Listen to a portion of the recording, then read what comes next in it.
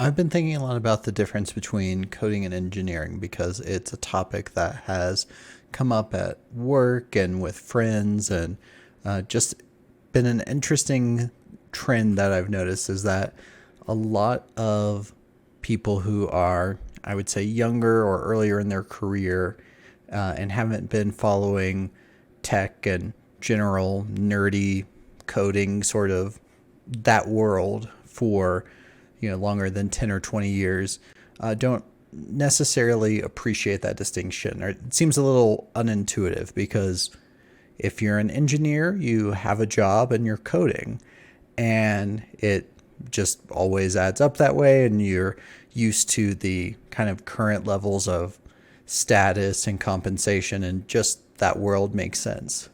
But it's, I think, a very helpful distinction in for people earlier in their career as far as prioritizing work and projects and really knowing what you're being judged on and what to optimize for. So before I get into the deeper details of that, I think what is helpful, at least for me in thinking through this, is the history of, 20, the last 20 years, where for me, 20 years ago, I was, starting to learn coding and web development, and I was following a lot of open source projects. I was installing Linux, just really nerdy things for, I mean, in general, but especially for a 13-year-old. So, yeah, very out of the ordinary, especially then. And it didn't really occur to me at the time. Like, I knew there were people who had jobs coding, but I primarily thought of, like decently paid web developers, like, folks who weren't all that different than teachers. And the people who really got, could potentially get paid well for programming were game developers, looking at the John Carmacks of the world and the story of his Ferrari collection. Like, that was definitely an outlier. Whereas now I think that wouldn't be that shocking for a senior engineer at Facebook to have a Ferrari collection if they really wanted. And that kind of shift happened, like most things in life, very slowly and then very suddenly, where the compensation for software engineers started rising as companies realized that software really was eating the world, and that software could really improve efficiency in ways that they hadn't really thought of. And they could see startups eating these monopolies lunches and saw just how much opportunity there was. And it led to an increase in demand for engineers and for, just more software projects tackling a wider array of problems. And that part of that was even calling yourself an engineer, calling, most, you could find media like the Jonathan Colton song Code Monkey, where, coding wasn't seen as a particularly high status sort of activity back then. And that was, 15 years ago. It was a guy in a cubicle who was pining for an unrequited love, classic stuff, except it was working in an IDE instead of, something more Shakespearean. And one of the things that happened was as companies put a larger value on what coders, developers, then becoming engineers, kind of using them synonymously, they started using that terminology to denote a higher status and a higher level of pay, and attract more people to those positions. And, it all happened in the wonders of a free market. But it was because, if I had to like zero in on why, it was because they realized that they could capture value or create value through coding. And so the programmers and developers got fancier titles and pay raises. And now you kind of end up in the world that I think a lot of younger, earlier in their career people just know, is that, yeah, it's a nice white collar position where you can make anywhere from a decent living to a fabulous lifestyle, depending on what company and how the equity grant roll in your favor, hopefully. So yeah, it's one of those things where that wasn't always the case, and yeah, you don't have to go back that far.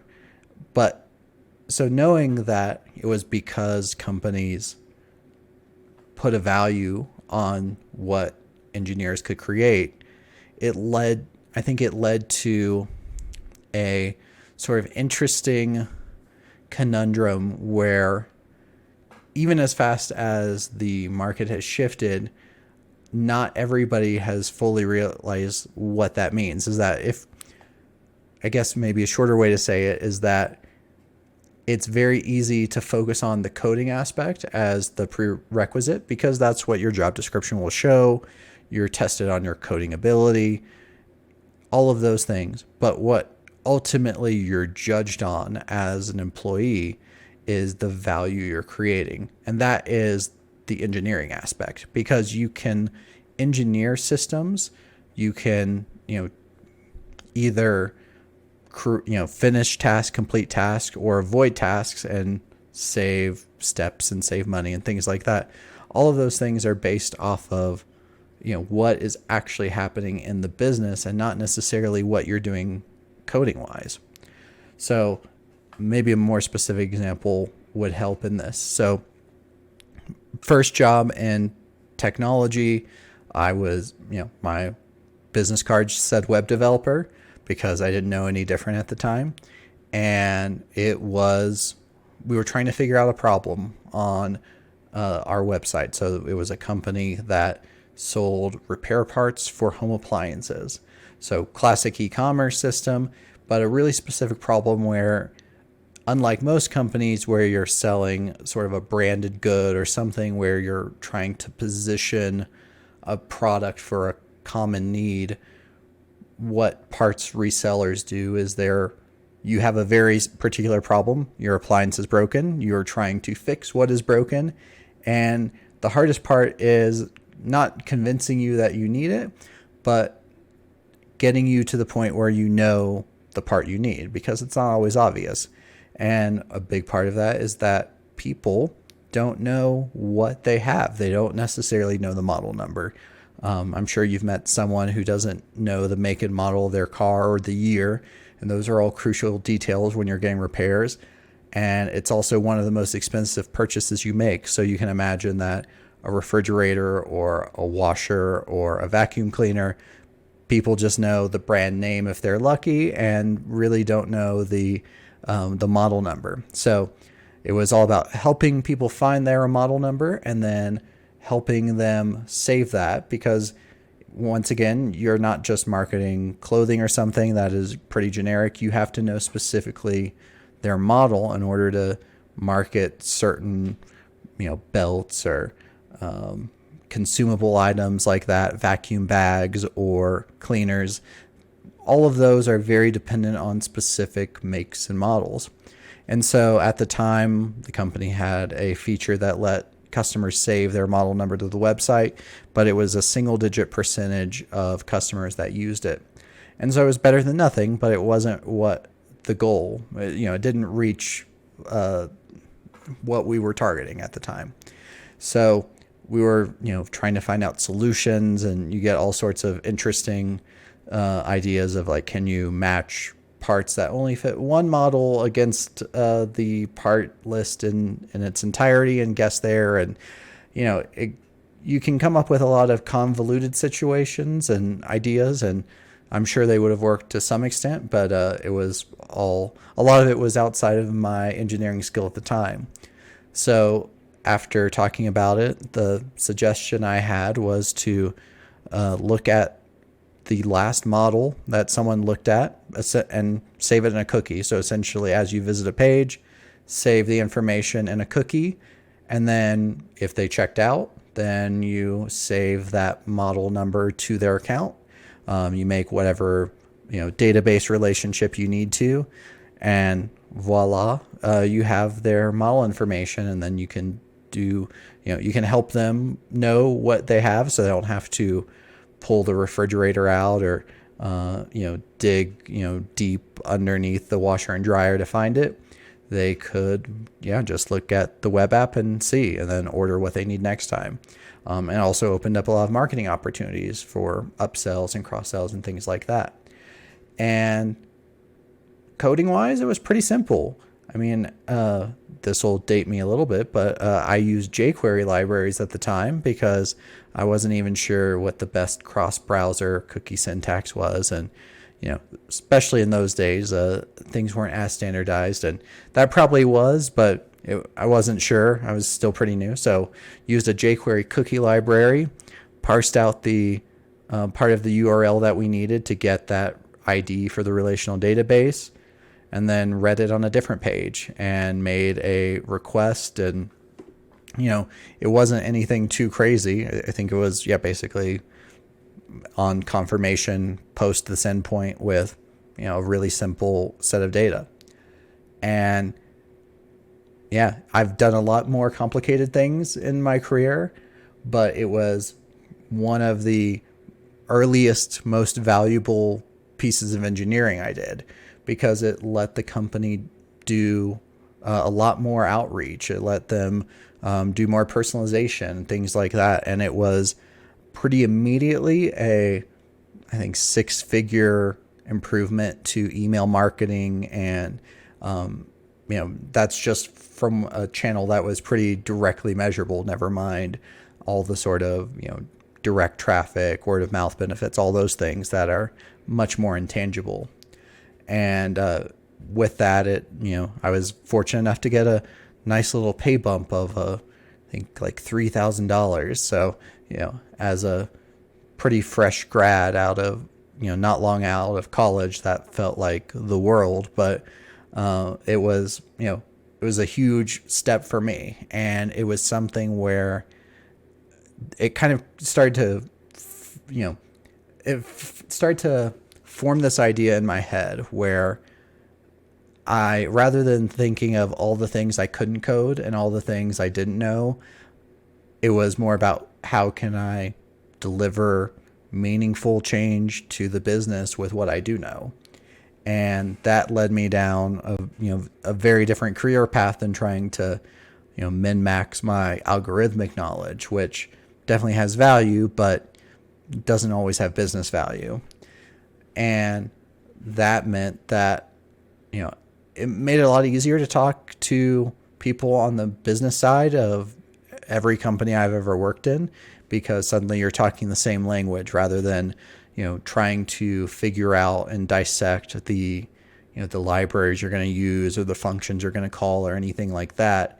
You can talk about, what do we need to implement or what are we trying to accomplish? And maybe here's a better way to do it technically. And that is the heart of engineering, because at least in our current world, there is a limited amount of resources. The biggest one being time, but you can also think about it from a skill perspective, or, just how much you want to spend on infrastructure, or, there's a million different ways you can look at limited resources. And ultimately you're trying to accomplish a task, solve a problem while working within those limitations. Because like in art, it's all about the limitations of a medium are what makes something very impressive.